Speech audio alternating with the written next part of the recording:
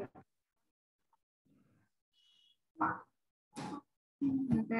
2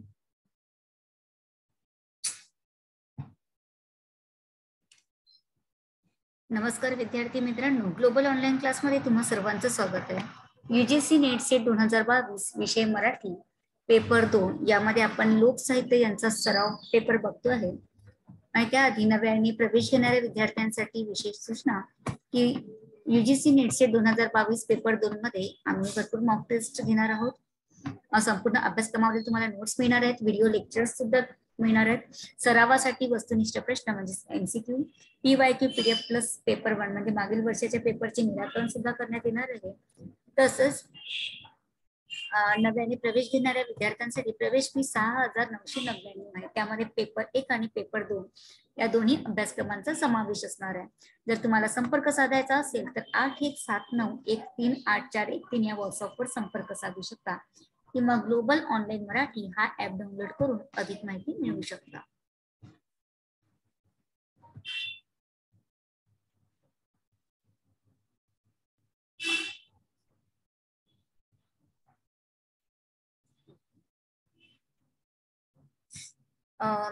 काल जो मी पेपर दिलेला होता तुम्हाला टेस्ट म्हणून, की तेच मी सराव घेते आता एकदा। तुम्ही उत्तर शोधलेत? ठीक आहे, चला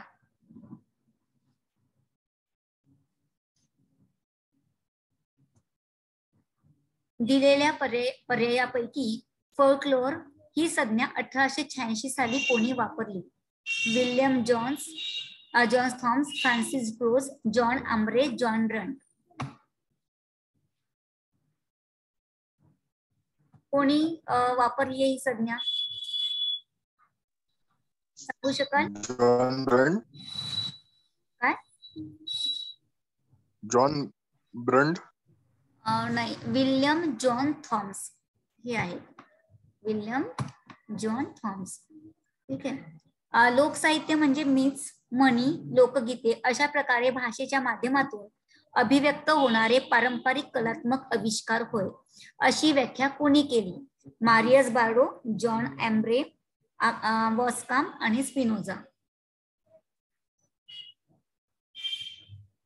मीच, म्हणी, लोकगीते अशा प्रकारच्या माध्यमातून बास्काम। ठीक आहे। विविध प्रकारच्या जातीवंत स्वर विलासांनी शिंगारलेले व अशिक्षितांनी कित्येक वर्षामागे रचले असतानाही केवळ पाठांतराच्या बळावर पिढ्यानपिढ्या आपल्या नवोन्मेषशालिनी तेजाने पुढच्या पिढीला उत्तेजित करणारे ते लोकसाहित्य, अशी लोकसाहित्याची व्याख्या कोणी केली? डॉक्टर प्रभाकर मांडे, प्रभाकर पाध्ये, डॉक्टर सरोजिनी बाबर, सरोजिनी नायडू। कोणी केली? प्रभाकर पाध्ये, सरोजिनी बाबर यांनी केलेली आहे। लोकसाहित्य हा लोकप्रतिभेचा आविष्कार असतो, असे लोकांच्या पारंपरिक जीवनाचा संदर्भ दडलेला असतो। लोकसाहित्य लोकमानाचा आविष्कार असते, त्यातून समाजमानस अभिव्यक्ती होते। हे विधान कुणाचे?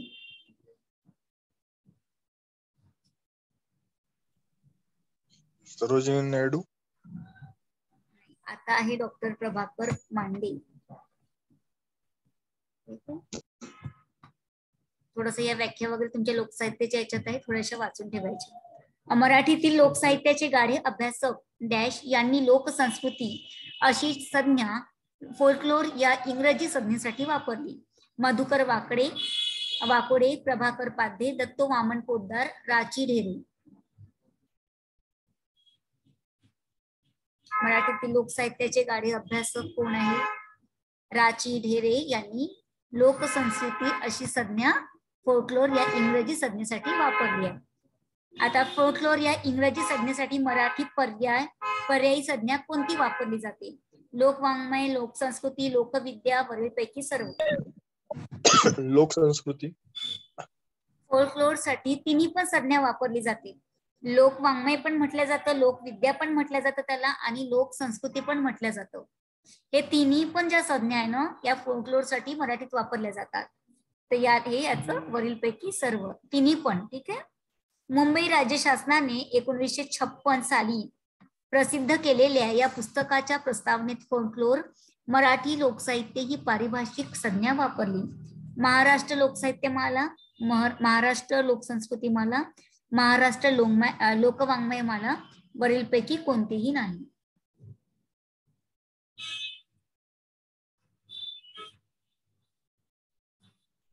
महाराष्ट्र लोकसाहित्यमाला ही पारिभाषिक वापरली आहे. ठीक आहे. तारा भवाळकर यांना लोकसाहित्यातील लोक या संज्ञेचा अर्थ डॅश असा अभिप्रेत आहे. सांस्कृतिक समूह, सामाजिक समूह, मानव समूह, सर्व लोक. सर्व लोक. सर्व लोक. सर्व लोक नाही, मानव समूह येतो. कारण की लोकसाहित्यामध्ये लोक या संज्ञेचा अर्थ मानव समूहामध्ये येतो. कारण की समूहानेच हे कुठले गीत वगैरे केल्या जातं ना. संस्कारपूर्ण व संस्कारमय जीवन जगण्याची देशकाल विशिष्ट रीत म्हणजे संस्कृती. अशी संस्कृतीची व्याख्या कोणी केली? डॉक्टर प्रभाकर मांडे, तारा भवाळकर, डॉक्टर इरावती कर्वे, डॉक्टर सरोजिनी बाबर. इरावती कर्वे. इरावती कर्वे. लोकसंस्कृतीचे उपासक या पुस्तकाचे लेखक कोण? राची ढेरे, तारा भवाळकर, दवा पोतदार, वासुदेव शरण अग्रवाल. राची ढेरे. राची ढेरे लोकसंस्कृतीचे उपासक आहे. सायकोलॉजी अँड फोल्कलोर हा ग्रंथ खालीलपैकी कोणी लिहिला? M L. Durkheim, R R. Marett, Fichte, कोण, हिंबुलोत. फिश्ते. आर.आर. मॅरेट यांनी. ठीक आहे. प्रभाकर मांडे यांनी सांगितलेली लोकसाहित्याची लक्षणे कोणती? लोकसाहित्य मौखिक किंवा अलिखित स्वरूपात असते. पारंपरिक हा लोकसाहित्याचा महत्वाचा विशेष आहे. लोकसाहित्य एका पिढीकडून दुसऱ्या पिढीकडे चालत येते. आणि वरीलपैकी सर्व. वरीलपैकी सर्व. वरीलपैकी सर्व, कारण की तिन्ही पण लक्षणे लोकसाहित्याची आहे. डॅश या अभ्यासकाने निरनिराळ्या देशात विखुरलेल्या दैवत कथांचा व पुराण कथांचा अभ्यास केला. ग्रूम, हार्मेन, मॅक्स मुलर, वासुदेव शरण अग्रवाल. ग्रूम नाही, मॅक्स मुलर यांनी या अभ्यासकाने निरनिराळ्या देशात विखुरलेल्या दैवत कथांचा आणि पुराण कथांचा अभ्यास केलेला आहे. खालील दिलेल्या विधानापैकी चुकीचे विधान कोणते ते सांगा. पारंपरिक हा लोकसाहित्याचा विशेष असतो. लोकसाहित्य हे कला व वाङ्मय यांचे स्रोत असते. लोकसाहित्य हे लोकमानसाचा आविष्कार नसते. वरील सर्व पर्याय चुकीचे.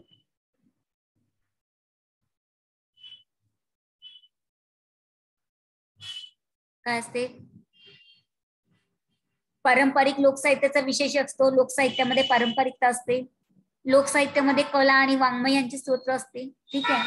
पण लोकसाहित्य हा कला लोकमानसाचा आविष्कार नाहीये. कारण की पारंपरिक मानवी समूह होतो, पण लोकमानसांचा आविष्कार नसते. म्हणजे हे विधान चुकीचं आहे. ठीक आहे. डॅश यांनी लोकसाहित्य संज्ञा मराठीत प्रथम वापरली. श्रीमती दुर्गा भागवत, तारा भवाळकर, राची ढेरे, इरावती कर्वे.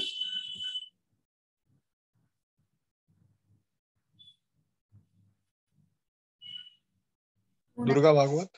दुर्गा भागवत. मॅडम 14व काय सांगितलं होतं एक्सप्लेनेशन? 14व हे बघा, पारंपरिक हा लोकसाहित्याचा विशेष आहे. लोकसाहित्यामध्ये पारंपरिकता असते. ठीक आहे नाही. म्हणजे पारंपरिक ज्या लोकसाहित्यामध्ये जे काही कीर्तन आहे ना, जे भवाडा वगैरे जे आहे, अशा प्रकारचे जे लोकगीत वगैरे ना, हे पारंपरिक आहे. ठीक आहे. म्हणून हे लोकसाहित्याला बरोबर आहे. त्यानंतर कला आणि वाङ्मय यांचा स्रोत आहे. कारण की लोकसाहित्यामध्ये कला, वाङ्मय, वाद्य वगैरे असतं, वाङ्मय यांचा स्रोत आहे. पण लोकसाहित्य हे लोकमानसाचा आविष्कार नसते. लोकमानसाचा आविष्कार नाही राहत ना त्याच्यामध्ये पारंपरिक जे हे दिलेलं आहे, सणवारे आहे, सणवार दिलेला आहे, एखादं कला दिलेली आहे, ते समोर आणलं जातं. ठीक आहे. हे लोकमानसाचा आविष्कार नसतो. ठीक आहे. एका मानवी समूहामध्ये लोकसाहित्य हा येत असतो. ठीक आहे. म्हणजे हा पर्याय चुकीचा. त्यांनी विचारले की दिलेल्या विधानापैकी चुकीचे विधान कोणते ते सांगा. तर हा आहे. तिसरं. ठीक आहे. आणि सर्व पर्याय चुकीचे आहेत, चुकत आहे, कारण की 2 बरोबर आहे आणि 1 चूक आहे. दत्ता वामन पोतदार यांनी खालीलपैकी कोणती संज्ञा मांडली? जनलोक, लोकवार्ता, लोकविद्या, लोकसाहित्य.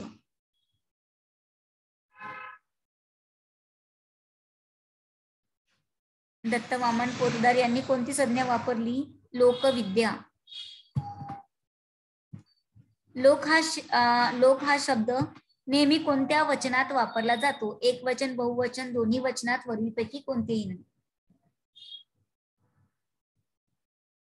लोक म्हटलं की आपण कुठल्या शब्दात वापरतो, कोणत्या वचनात वापरतो?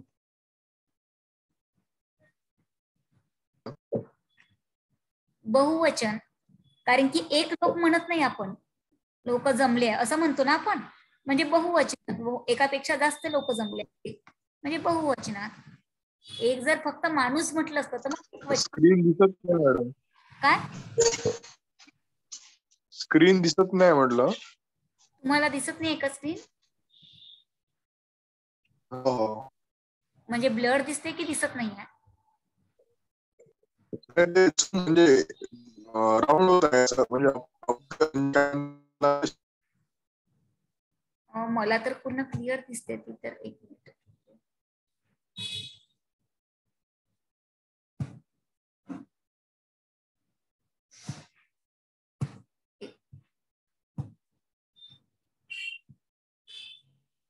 आता दिसते?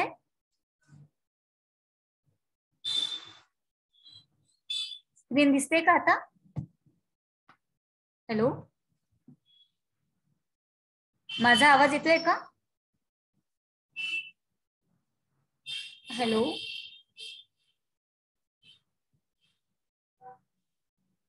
माझा आवाज येतोय का तुम्हाला?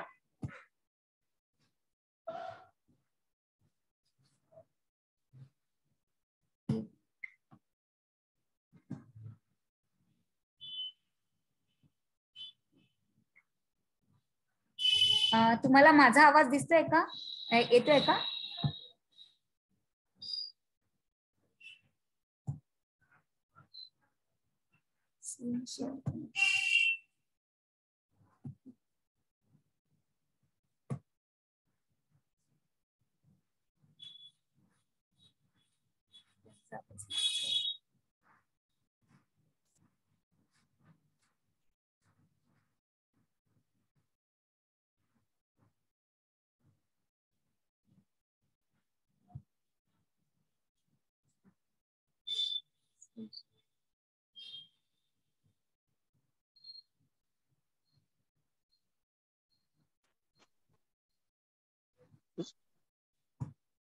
माझा आवाज येतोय तुम्हाला?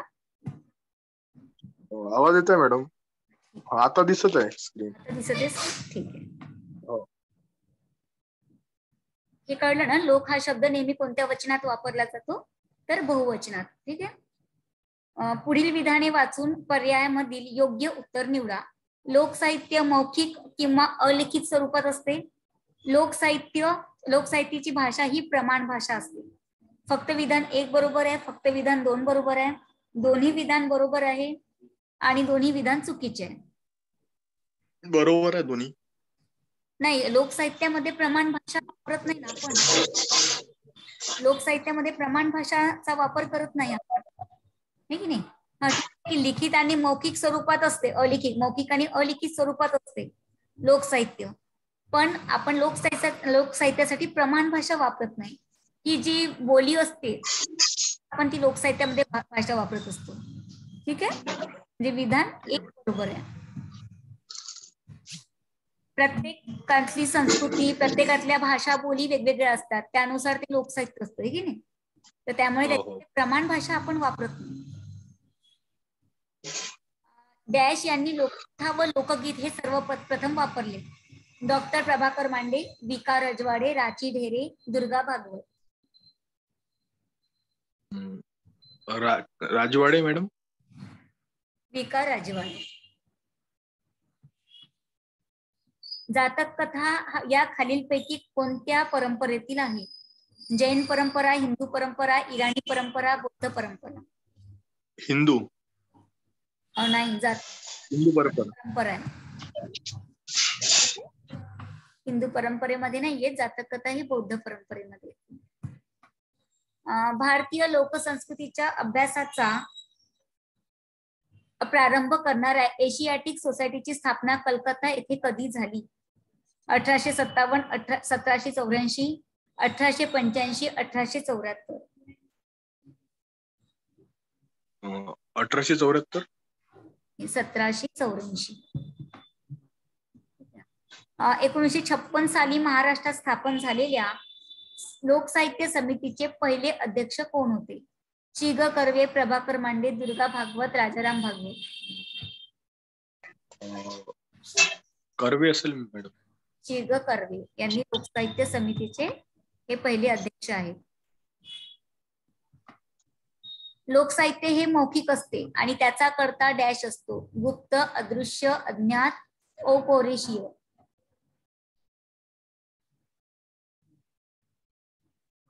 हे मौखिक असते, त्याचा कर्ता कसा असतो? हा अज्ञात असतो. नेमकं कोण म्हटलेले आहे ते माहित नाही पडत. ठीक आहे, म्हणजे अज्ञात असतो तो. लोकसाहित्याचे मूळ लक्षण असते सोपेपणा, पारंपरिकता, पद्यमयता, गद्यमयता. काय असतो? पारंपरिकता, कारण की लोकसाहित्य पारंपरिकतेवर अवलंबून असतं ना.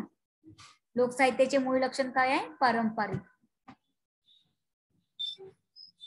पारंपरिकतेनुसार लोकसाहित्य चालत असतं. खालीपैकी कोणते लेखक लोकसाहित्याचे अभ्यासक नाहीत?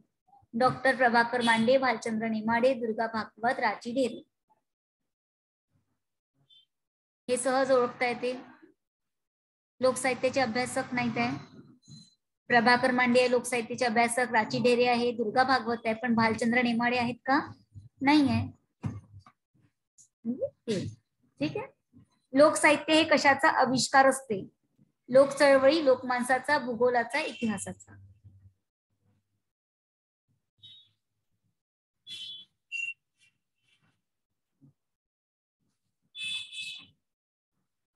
लोकमानसाचा आविष्कार असते.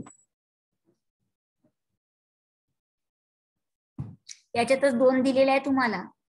हे बघा, लोकसाहित्य कशाचा आविष्कार असते? लोकमानसाचा. आणि यातलं कोणतं विधान चुकीचं आहे? याच्यातच दिलेलं आहे. लोकसाहित्य हे लोकमानसाचा आविष्कार असते. ठीक आहे, हे विधान चुकीचं आहे. त्याचं आपल्याला चुकीचं विधान निवडायचं होतं, म्हणजे त्यांनी चुकीचं लिहिलंय ते विधान निवडायचं होतं. आणि याच्यामध्ये दिलेलं आहे की लोकसाहित्य हे कशाचा आविष्कार आहे? तर लोकमानसाचा. ठीक आहे, त्यांनी नसते चुकीचं आलेलं. काय म्हटलं?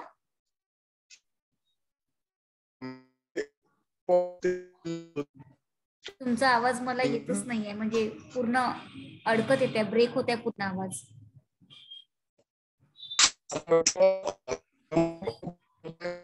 खूप चालू होत आहे. काहीच आवाज येत नाही तुमचा, म्हणजे असं पूर्ण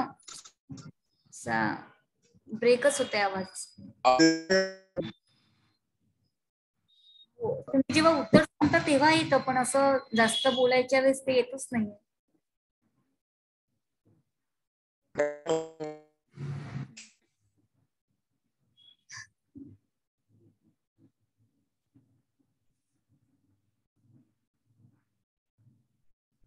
लोकसाहित्याची रूपरेखा हे पुस्तक डॅश यांनी लिहिले. प्रभाकर मांडे, दुर्गा भागवत, सरोजिनी बाबर, गंगाधर मोर्जे.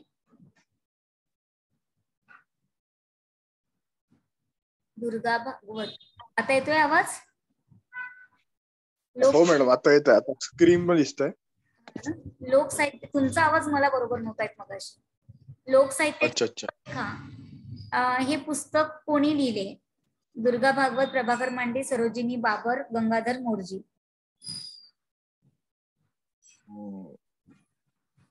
सरोजिनी बाबर नाही, दुर्गा भागवत यांनी. लोकसाहित्याचे स्वरूप हा ग्रंथ खालीलपैकी कोणी लिहिला? राची ढेरे, डॉक्टर शरद व्यवहारे, डॉक्टर प्रभाकर मांडे, दुर्गा भागवत. ढेरे. प्राची ढेरे. प्राची ढेरे. नाही, प्रभाकर मांडे आहेत लोकसाहित्य केसरी. रूपरेखा दुर्गा भागवत आहे. लोकसाहित्याचे प्रभाकर मांडे.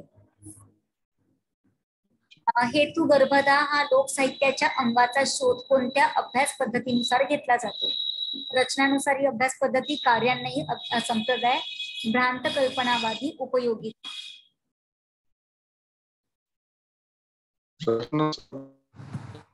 कार्यान्वयी संप्रदाय. कार्य करणाराचं संप्रदाय. काय म्हटलं? कार्यान्वयी संप्रदाय. हेतुगर्भता हा लोकसाहित्याच्या अंगाचा शोध कोणत्या हेतुगर्भता, त्या लोकसाहित्याचा हेतू नेमका काय आहे? जेव्हा आपण कार्य करतो, जी कार्य करणारी जी संप्रदाय असते ते कार्यानुसारच आपल्याला त्याचा हेतू कळेल ना. रचनेनुसार करणार नाही किंवा कल्पनावादानुसार करणार नाही किंवा त्याच्या उपयोगितानुसार नाही करणार, तर ते कार्यान्वयी संप्रदायानुसार या अभ्यास पद्धतीनुसार केला जातो. त्याचा हेतू आपल्याला त्यावर कार्य करावं लागेल है ना. दुर्गा भागवत यांनी मिथ या संज्ञेकरिता आपल्या पुस्तकात डॅश हा शब्द वापरलाय. दैवत कथा, परिकथा, उत्पत्ती कथा, दंतकथा. दंतकथा.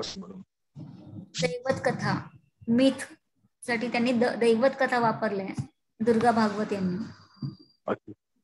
आपल्या पुस्तकात तो शब्द त्यांनी वापरलाय. लोकजीवनात अवशेषांच्या स्वरूपामुळे त्यांना सजीवाशेष असे नाव कोणी दिले? डॉक्टर प्रभाकर मांडे, विका राजवाडे, राची ढेरे, दुर्गा भागवत.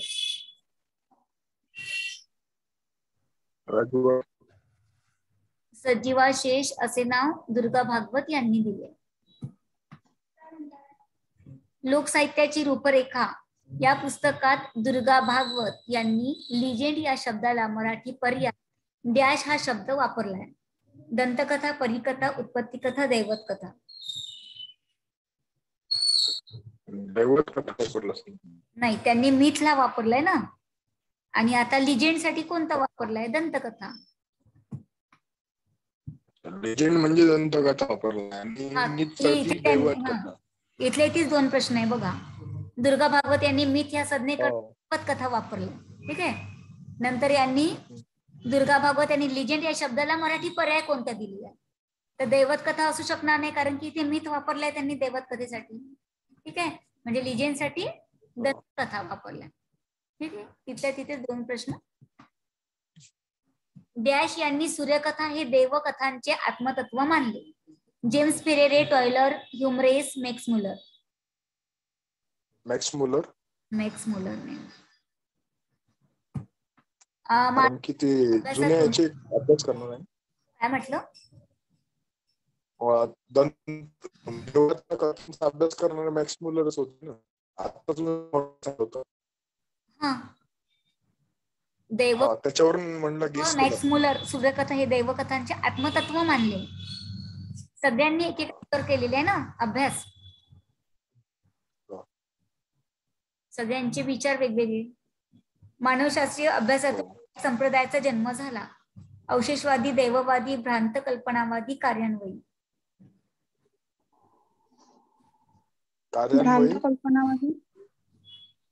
मानवशास्त्रीय अवशेषवादी संप्रदायांचा जन्म झाला.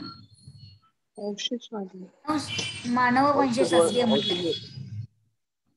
अवशेषवादी म्हणजे प्रत्येक मानवांचं हे केलेलं आहे ना, की पहिले मानव कसा होता काय, ते या संप्रदायातून जन्म झाला, ठीक आहे. नंतर मॅडम हे संप्रदाय कुठे मिळेल वाचायला, म्हणजे असं डिस्क्रिप्टिव्ह कुठे मिळेल आपल्याला? लोकसाहित्य पुस्तक वाचण्यात आलं नाही ना ते. एमएचं लोकसाहित्य पुस्तक आहे ना, तुम्ही स्कॅन करून पाठवू शकता का थोडं? ठीक आहे ना, मी पाठवते. हो, म्हणजे आम्ही मग हे मारून घेतो झेरॉक्स. ठीक आहे ना. तसंही मी तुम्हाला हा एमएचाच दिलेला आहे, 4th सेम. अच्छा. कारण की अभ्यास होतो तोच तुम्हाला राहतो ना, म्हणून मी दिला. राहतो ना, याच्यातले प्रश्न येऊ शकतात मॅडम. म्हणून मी ते तुम्हाला दिलं. नागपूर युनिव्हर्सिटीचा आहे. आता यावर्षी आता झालेला कोर्स. तर मी म्हटलं हा अभ्यासाला तुम्हाला भाषा विज्ञान पण दिलेला होता ना, तो पण तोच होता कोर्स. म्हणजे तो अभ्यास होतो ना एक एक.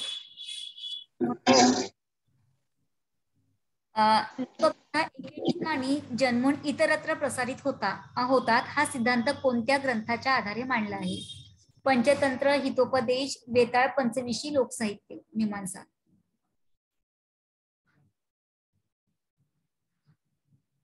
लोककथा एका ठिकाणी जन्मून इतरत्र प्रसारित होतात. हितोपदेश आहे नाही, पंचतंत्रामध्ये येतं ते. कसं काय म्हणजे? पंचतंत्र या ग्रंथाच्या आधारे मांडलंय. पंचतंत्र ते वेताळ वगैरे अशातल्या ज्या कथाच नाही असतात का, या पंचतंत्रामध्ये. म्हणजे एका ठिकाणी जन्मून मग ते इतरत्र नाही का प्रसारित, ते वेताळ वगैरे अशा ज्या छोट्या वगैरे गोष्टी असतात त्या पंचतंत्रातूनच झालेल्या. डॅश अभ्यास पद्धतीच्या आधारे लोकसाहित्याच्या आकृतीबंधाचे स्वरूप स्पष्ट करता येते. अवशेषवादी, रचनानुसारी, भ्रांत कल्पनावादी, कार्यान्वयी. आता आकृतीबंधाचं स्वरूप कसं स्पष्ट करता येईल? रचनानुसारी. रचनानुसार. ठीक आहे. आणि हेतू गर्भता म्हटलं तर कार्यान्वयी आलं. ठीक आहे. आणि मानव शास्त्रातलं म्हटलं तर अवशेषवादाचं. ठीक आहे. हे 3 लक्षात आले ना इथल्या इथे अभ्यास. पोतराज हा डॅशचा अभ्यासक आहे. यमरियाई, यल्लम्माई, रेणुका, तुळजाभवानी. हे सोपं आहे. पोतराज आपल्याला माहिती आहे कशाचा उपासक आहे? यल्लम्मा का? नाही, मरियाई. मरियाई मी तेच म्हणणार. पोतराज हा जो आहे तो असं बेल्टनी आपल्या शरीराला घाव हे करतात ते मरियाई. हेतू कथावादी संप्रदायाला डॅश संप्रदाय असेही म्हणतात. अवशेषवादी, रचनानुसारी, भ्रांत कल्पनावादी, स्पष्टकरणवादी. स्पष्टकरणवादी. त्यालाच आपण काय म्हटलं होतं? हेतू गर्भदा म्हणजे कार्यान्वयी. दैवत कथेमध्ये वास्तव गोष्टीचे चित्रण असले तरी ते 100% ऐतिहासिक सत्य नसते. प्रस्तुत विधान कोणाचे? Durga Bhagwat, Cassirer, W.J. Perry, Spinoza.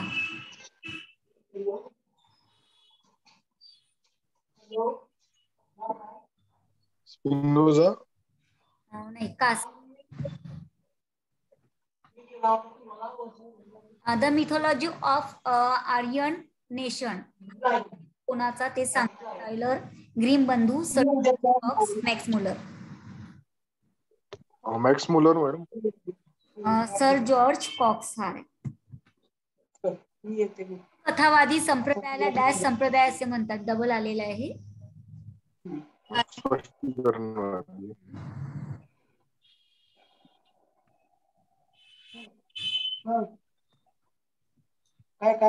कथात वृत्त म्हणजे डॅश सरमा म्हणजे अशी रूपके आहेत: वेली फुलपाखरू, वीज युद्ध, वादळ पाऊस, मेघ वाऱ्याची झुळ.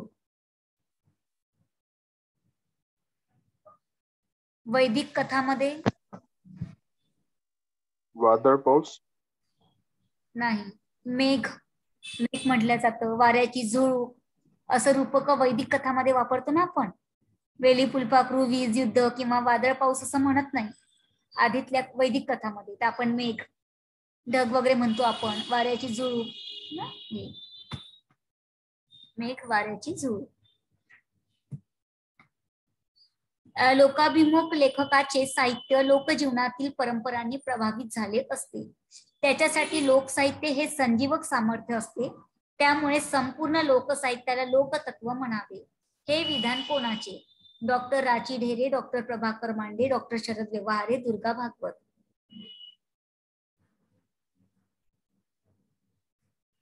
लोकाभिमुख लेखकाचे साहित्य लोकजीवनातील परंपरांनी प्रभावित झाले असते. त्याच्यासाठी लोकसाहित्य संजीवक सामर्थ्य.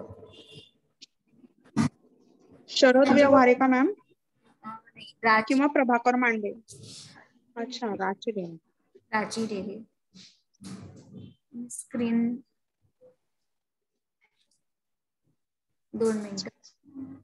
स्क्रीन दिसत नाही आहे ना? दिसते मॅम. दिसत आहे, दिसत आहे. मला तर नाही दिसत. एक मिनिट बघते काय झालं.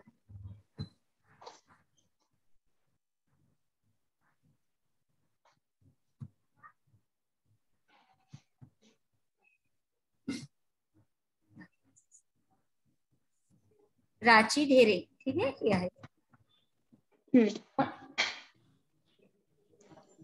त्यानंतर लोकसाहित्यातील लोकतत्व अध्ययनामुळे खालीलपैकी काय साध्य होते ते सांगा. साहित्य कलाकृतीचे योग्य आकलन होते, लोककलांचा अन्वयार्थ लावता येतो, लोकसमूहाच्या जीवनाचे निराळेपण प्रकट होते. वरील सर्व मॅम. सर्व, कारण की साहित्य कृतीचे आकलन होते, लोककलांचा अन्वयार्थी लावता येतो आणि लोकसमूहाच्या जीवनाचे निराळेपण प्रकट होते. द गोल्डन बाऊ हा ग्रंथ डॅश मानवशास्त्रज्ञाचा आहे. Carl Jung, Gangadhar Patil, Masood Patil, James Fraser.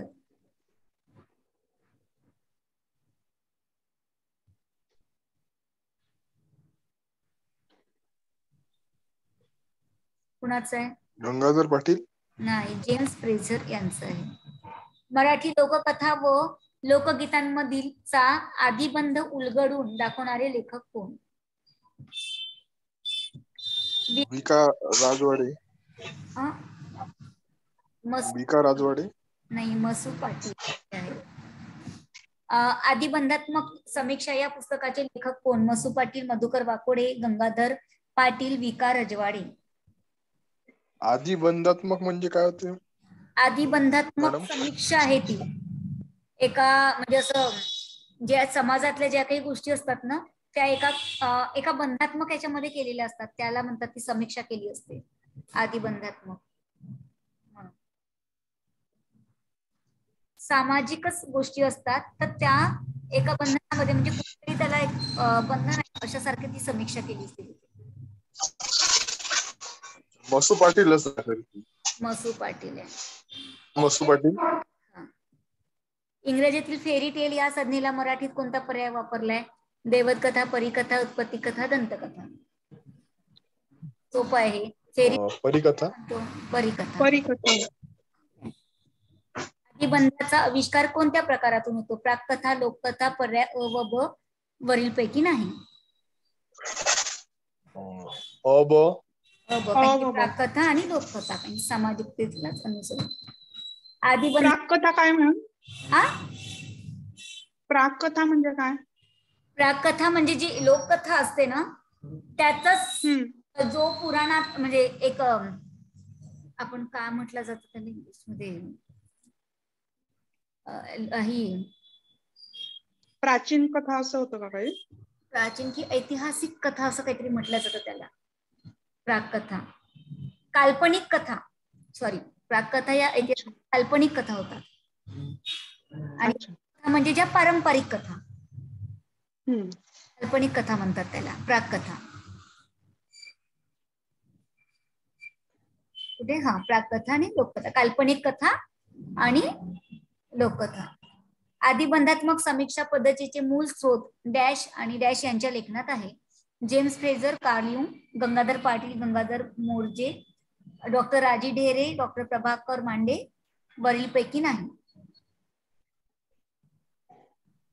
वरीलपैकी नाही असं नाही, जेम्स फ्रेझर आणि कार्ल युंग यांच्या पण लेखनात आदिबंधात्मक समीक्षेचे मूळ स्रोत येतात. ठीक आहे. आणि याचे लेखक आहे मसू पाटील. हे लेखक आहे. हा, आणि यांच्या आदिबंधात्मक समीक्षा पद्धतीचे मूळ स्रोत हे जेम्स फ्रेझर आणि कार्ल युंग मध्ये. प्रत्येक जण आपल्या परीने विषयावर समीक्षा करत असतात ना एक त्याच. ठीक आहे. 50 प्रश्न लोकसाहित्यावर. हे सगळे प्रश्न एकदा तुम्हाला वाचून काढायचे आहे. तुम्हाला त्याचे नोट्स काही त्याच्यात पण असतील. आणि तुमचा MA ला कोर्स असेल तुमचा फर्स्ट इयर सेकंड इयरला म्हणजे MA शी ते सगळे वाचून काढायचे तुम्हाला एकदा. मॅडम याचं PDF नाही पाठवलं तुम्ही, म्हणजे फक्त फोटो पाठवले होते ना? कशाचे? हे जे आता घेतलं तुम्ही? नाही हा, तर मी आता जे काल घेतलं सहज म्हटलं तुम्हाला पाठवलं, काल क्लास नाही घेतला ना मी. तर हा हा हा हा, तर मला मी याच्यासाठी पाठवलं की तुम्हाला कितपत आन्सर मिळतं, जरी करा या